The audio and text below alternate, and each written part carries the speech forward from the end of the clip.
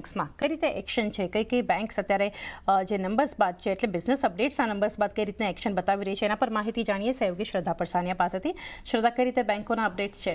જે સૌથી પહેલા યુનિયન બેંક પર નજર કરીએ, Q3ની અપડેટ આવતી જોવા મળી છે. યર ઓન યર બેસિસ પર વાત કરીએ તો ગ્રોસ એડવાન્સીસમાં 7% વધારો થઈને 10.16 લાખ કરોડ થતા જોવા મળ્યા છે. ગ્લોબલ ડિપોઝિટ અહીંયા પણ 3.36% વધીને 12.22 લાખ કરોડ. કાસાની વાત કરીએ તો 33.42%થી વધીને 33.95% થતા જોવા મળ્યા છે અને સ્થાનિક એડવાન્સીસ જોઈએ તો 7.42% વધીને 9.80 લાખ કરોડ થતા જોવા મળ્યા છે. ત્યારબાદ ઇક્વિટાસ સ્મોલ ફાઇનાન્સ બેંકની વાત કરીએ, Q3 business update, gross advances 15.8% વધીને 43,270 કરોડ થયા. કુલ ડિપોઝિટ 7.2% વધીને 43,668 કરોડ.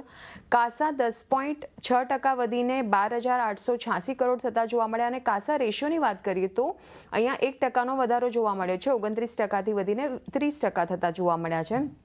કોસ્ટ ઓફ ફંડની વાત કરીએ તો 7.5%થી ઘટીને 7.13% થતા જોવા મળ્યા છે અને સાથે જ બીજા એક સમાચાર છે, મેનેજમેન્ટમાં પણ ફેરફાર થયાના સમાચાર છે. અહીંયા કંપનીના MD અને CEO પદે કદમ બેલિલ પોલ થોમસની નિમણૂક કરવામાં આવી છે અને તેઓ 3 જાન્યુઆરીથી તેઓનો કાર્યભાર સંભાળશે.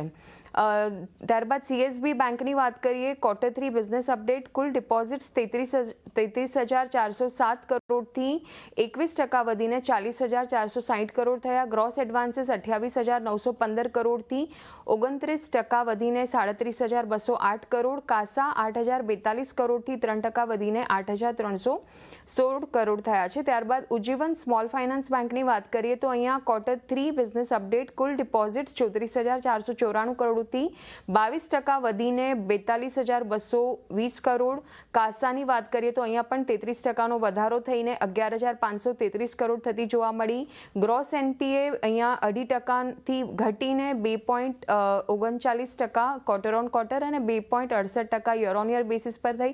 ડિસ્બર્સમેન્ટની વાત કરીએ તો 5,362 કરોડથી 55% વધીને 8,311 કરોડ થતી જોવા મળી છે.